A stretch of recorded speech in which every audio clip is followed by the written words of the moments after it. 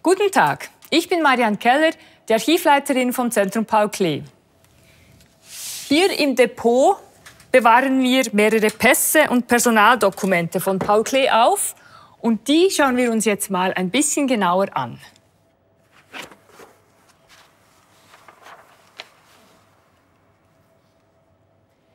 Geboren 1879 in München-Buchsee bei Bern. Ein Schweizer also?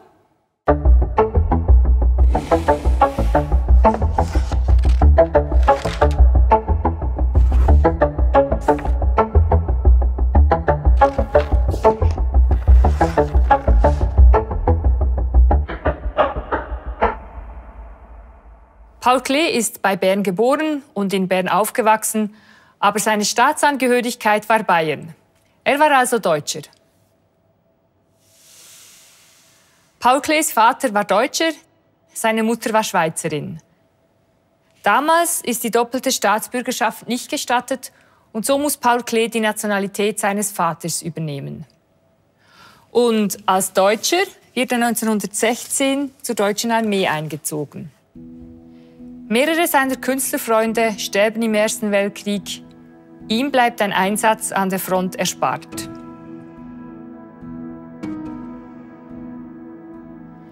Kritisch kommentierte den Krieg in seinen Zeichnungen. Aber mit den farbenfrohen Aquarellen, die zur gleichen Zeit entstehen, wird Paul Klee zum ersten Mal kommerziell erfolgreich. Ab 1920 ist Paul Klee Lehrer am Bauhaus. Er zieht mit seiner Familie nach Weimar und 1926 nach Dessau. Dort wohnen die Klees neben Wassili Kandinsky in einem der berühmten Meisterhäuser. Die Stempel in Paul Klees Reisepässen belegen die zahlreichen Reisen, die er als Professor in den Semesterferien unternommen hat. Wo war er denn? In Italien, Frankreich, Spanien und in Ägypten. Das sind Postkarten, die Paul Klee an seine Familie geschickt hat.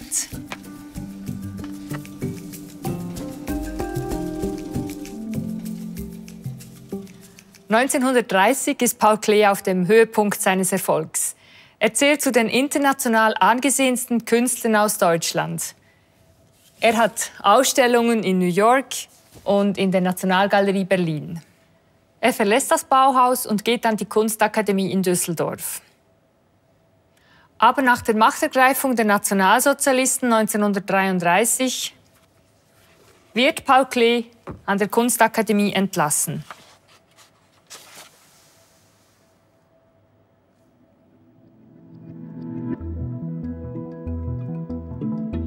Dieses Bild malte er 1933. Es heißt «Von der Liste gestrichen». Er flieht in die Schweiz und bekommt eine Aufenthalts- und Arbeitserlaubnis als Kunstmaler. Er ist nun Exilkünstler in seiner Heimatstadt Bern. Er möchte richtiger Eidgenosse werden, kann aber erst nach 5 Jahren Aufenthalt in der Schweiz seine Einbürgerung beantragen. Er lebt mit seiner Frau Lili in einer 3-Zimmer-Wohnung und richtet sich sein Atelier im Wohnzimmer ein. Trotz des eingeschränkten Raums in seinem Wohnzimmeratelier entstehen nun die größten Bilder in seinem Schaffen.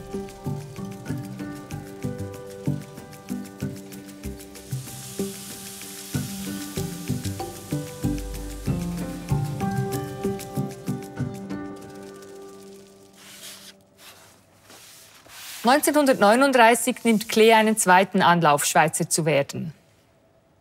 Er erhält die Bewilligung, einen Antrag zu stellen, aber im April 1940 verschlechtert sich sein Gesundheitszustand. Er stirbt eine Woche, bevor über seinen Antrag entschieden werden konnte.